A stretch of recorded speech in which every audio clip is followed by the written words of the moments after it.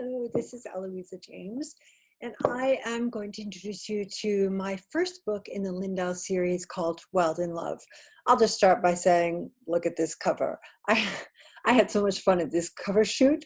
There were two young women standing there with water pistols shooting at this poor man all the time, and he was laughing. And then when they got around to the step back, which you can see right here, the two people who were on the cover, who were actually actors, started flirting together massively. And so the photographer was taking pictures, and every time he stopped, they would start laughing to each other, and then they would freeze back into a serious pose. And I finally said, no, take a picture of them as they are. So that is the real picture when they didn't even know that they were being taken. They were just laughing together.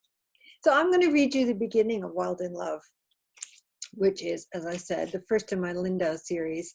So this series is pretty much centers around this big family, the Duke of Lindau's family. He has 12 children, and he lives in a big castle on the edge of a bog. So, chapter 1, June 25th, 1778, London. There wasn't a person in all England who'd have believed that the boy who grew up to be Lord Alaric Wilde would become famous.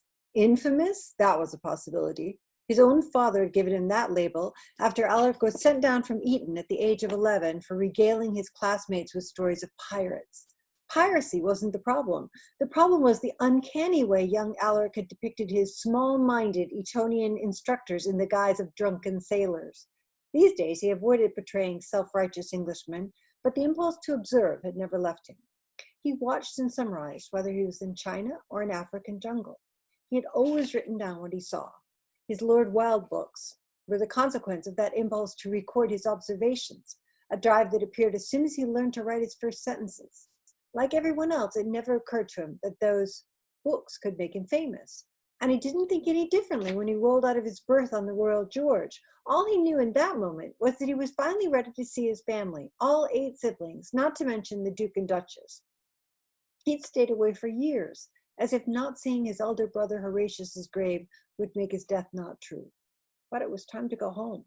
He wanted a cup of tea, a steaming hot bath in a real bathtub, a lungful of smoky London air. Hell, he even missed the peaty smell that hung over Lindau Moss, the bog that stretched for miles to the east of his father's castle. He was drawing back the curtain over the porthole when the ship's boy knocked and entered. There's a mighty fog, my lord, but we're well up the Thames, and the captain reckons we'll be at Billingsgate Wharf any minute.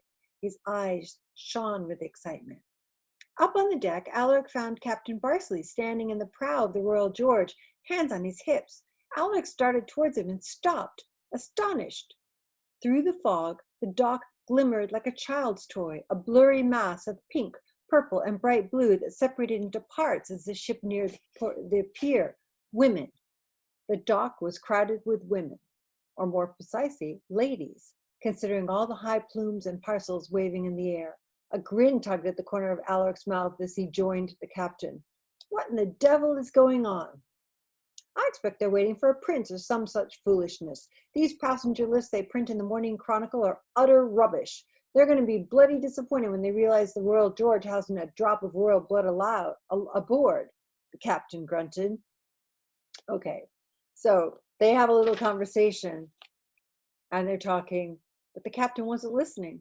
What in the devil are all those women doing on the wharf? Captain Barsley roared as the dock worker clambered over the side from a rowboat. Make way for my gangplank, or I won't be responsible for the fish having a fine meal. The man dropped to the deck, eyes round. It's true, you're here, he blurted out. Of course I'm here, the captain snarled. Well, the man wasn't looking at Barsley. He was looking at Alaric. So that's the very first scene in this new book in which I was really thinking about the birth of celebrity culture, because when Alaric gets off that boat, he is completely besieged by ladies, because there's been a very famous best-selling play published in his absence called Wilde in Love, and which is also the name of the book.